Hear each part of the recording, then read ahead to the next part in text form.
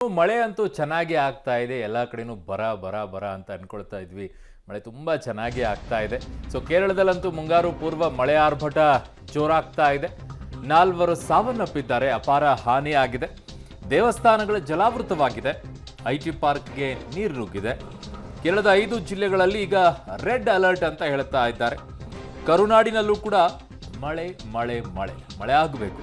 ಮೈಸೂರು ಜಿಲ್ಲೆಯಲ್ಲಿ ವರುಣನ ಅಬ್ಬರ ಹೇಗಿತ್ತು, ಕೊಡಗಿನಲ್ಲಿ ಮತ್ತೆ ಭೂಕುಸಿತ ಪ್ರವಾಹದ ಆತಂಕ ಈಗ ಮನೆ ಮಾಡಿದೆ. ಸೊ ಆತಂಕ ಮನೆ ಮಾಡುವಂಥದ್ದು ಇವೆಲ್ಲವೂ ಕೂಡ ನಾವೇ ಮಾಡಿಕೊಂಡಿರುವಂಥ ಎಡವಟ್ಟುಗಳಿಂದ. ನಾವು ವರುಣನಂತೂ ಬೈಯಲ್ಲ, ವರುಣನಿಂದ ಆಗಿರುವಂಥ ಅನಾಹುತಗಳು ಅಂತಲ್ಲ, ನಾವು ಮಾಡಿಕೊಂಡಿರೋ ಎಡವಟ್ಟುಗಳು. ಸೊ ಎಲ್ಲೆಲ್ಲಿ ಯಾವ ರೀತಿಯಾದಂಥ ಪರಿಸ್ಥಿತಿ ಇದೆ ನೋಡೋಣ. ದೇವರನಾಡು ಕೇರಳದಲ್ಲಿ ವರುಣಾರ್ಭಟ, ಮಳೆಯ ಘಾತಕ್ಕೆ 4 ದುರ್ಮರಣ. ಮುಂಗಾರು ಎಂಟ್ರಿಗೂ ಮುನ್ನವೇ ದೇವರನಾಡು ಕೇರಳದಲ್ಲಿ ಪೂರ್ವ ಮುಂಗಾರಿನ ಅಬ್ಬರ ಜೋರಾಗಿದೆ. ಕೇರಳದ ಹಲವು ಜಿಲ್ಲೆಗಳಲ್ಲಿ ಮಳೆದೇವ ಆರ್ಭಟಿಸಿ ಬೊಬ್ಬೆರ್ತಿದ್ದಾನೆ. ಮಳೆ ಸಂಬಂಧಿತ ಅವಘಡದಲ್ಲಿ ಕೇರಳದಲ್ಲಿ 4 ಮೃತಪಟ್ಟಿದ್ದಾರೆ. ರಸ್ತೆಗಳೆಲ್ಲ ಜಲಮಯವಾಗಿದ್ರೆ ತಗ್ಗು ಪ್ರದೇಶಗಳಿಗೆ ನೀರು ನುಗ್ಗಿದೆ. ಅಲ್ಲಲ್ಲಿ ಮನೆಗಳಿಗೆ ಹಾನಿಯಾಗಿದೆ. ಮರಗಳು ಧರೆಗುರುಳಿದೆ. ಮಳೆಯಿಂದಾಗಿ ವಾಹನ ಸವಾರರು ಸಮಸ್ಯೆಯನ್ನ ಎದುರಿಸಿದ್ದಾರೆ. ಕೇರಳದ 5 ಜಿಲ್ಲೆಗಳಲ್ಲಿ ರೆಡ್ ಅಲರ್ಟ್. ಮುಂದಿನ 24 ಗಂಟೆ ಭಾರೀ ಮಳೆಯ ನಿರೀಕ್ಷೆ. ಕೇರಳದ 5 ಜಿಲ್ಲೆಗಳಿಗೆ ರೆಡ್ ಅಲರ್ಟ್, 8 ಜಿಲ್ಲೆಗಳಿಗೆ ಆರೆಂಜ್ ಅಲರ್ಟ್ ಘೋಷಣೆ ಮಾಡಿದೆ. ಪತ್ತನಂತಿಟ್ಟ, ಇಡುಕಿ ಜಿಲ್ಲೆಗಳಲ್ಲಿ ರೆಡ್ ಅಲರ್ಟ್ ಘೋಷಿಸಲಾಗಿದ್ದು, ತಿರುವನಂತಪುರಂ, ಕೊಲ್ಲಂ, ಅಲಪ್ಪುಳ, ಕೊಟ್ಟಾಯಂ, ಎರ್ನಾಕುಲಂ, ತ್ರಿಶೂರ್, ಪಾಲಕ್ಕಾಡ್, ಮಲಪ್ಪುರಂ ಜಿಲ್ಲೆಗಳಲ್ಲಿ ಆರೆಂಜ್ ಅಲರ್ಟ್ ಘೋಷಣೆಯಾಗಿದೆ. ಮುಂದಿನ 24 ಗಂಟೆ ಕೇರಳದಲ್ಲಿ ಭಾರೀ ಮಳೆಯಾಗೋ ಸಾಧ್ಯತೆ ಇದೆ ಅಂತ ಹವಾಮಾನ ಇಲಾಖೆ ಮುನ್ಸೂಚನೆ ಕೊಟ್ಟಿದೆ. ಕೊಚ್ಚಿಯಲ್ಲಿ ಐಟಿ ಪಾರ್ಕ್ ಜಲಮಯ. ಗುರುವಾಯೂರು ದೇವಸ್ಥಾನದ ಮುಂಭಾಗ ಜಲಾವೃತ. ಕಳೆದ ರಾತ್ರಿ ಸುರಿದ ಭಾರೀ ಮಳೆಗೆ ಕೊಚ್ಚಿಯ ಐಟಿ ಟೆಕ್ ಪಾರ್ಕ್ ಜಲಾವೃತವಾಗಿದೆ. ಆಫೀಸ್ ಒಳಭಾಗದಲ್ಲಿ ನೀರು ನಿಂತಿದ್ದು ಪರಿಣಾಮ ಟೆಕ್ಕಿಗಳು ಪರದಾಡಿದ್ದಾರೆ.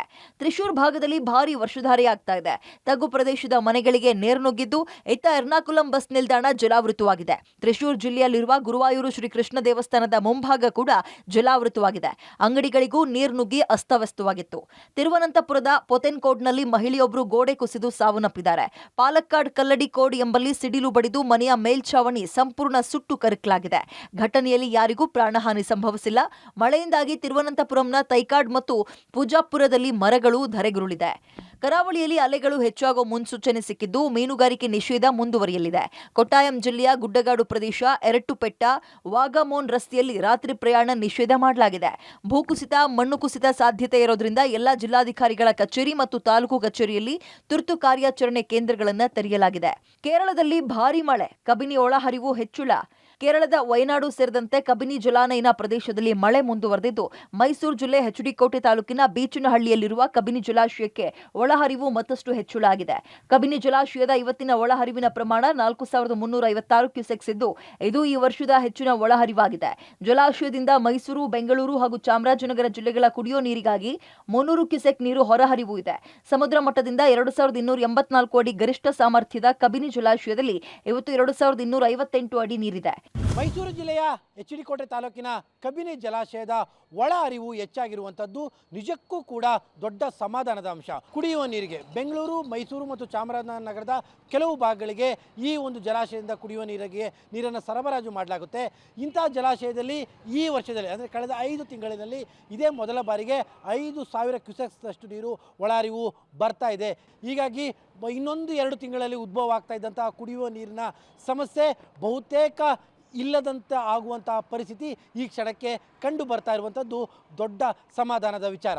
ಕೊಡಗಿನಲ್ಲಿ ಭಾರೀ ಮಳೆಯ ನಿರೀಕ್ಷೆ, ಮತ್ತೆ ಭೂಕುಸಿತ, ಪ್ರವಾಹದ ಆತಂಕ. ಕೊಡಗು ಜಿಲ್ಲೆಯಲ್ಲಿ ಈ ಸಲ ವಾಡಿಕೆಗಿಂತ 4 ಪಟ್ಟು ಹೆಚ್ಚು ಮಳೆಯಾಗೋ ಸಾಧ್ಯತೆ ಇದೆ. ಈ ಸಲ 70ಕ್ಕೂ ಅಧಿಕ ಭಾಗದಲ್ಲಿ ಭೂಕುಸಿತ ಹಾಗೂ ಪ್ರವಾಹದ ಪರಿಸ್ಥಿತಿ ಉಂಟಾಗುವ ಸಾಧ್ಯತೆ ಇದ್ದು, ಜಿಲ್ಲಾಡಳಿತ ಅತಿ ಸೂಕ್ಷ್ಮ ಪ್ರದೇಶಗಳನ್ನು ಗುರುತು ಮಾಡಿದೆ. ಈ ತಿಂಗಳು ಕೊನೆ ವಾರ ಅಥವಾ ಜೂನ್ ಮೊದಲ ವಾರದಲ್ಲಿ ಎನ್ಡಿಆರ್ಎಫ್ ತಂಡ ಕೊಡಗು ಜಿಲ್ಲೆಗೆ ಎಂಟ್ರಿ ಕೊಡುತ್ತೆ ಅಂತ ಕೊಡಗು ಜಿಲ್ಲಾಧಿಕಾರಿ ವೆಂಕಟರಾಜ ಮಾಹಿತಿಯನ್ನು ಕೊಟ್ಟಿದ್ದಾರೆ.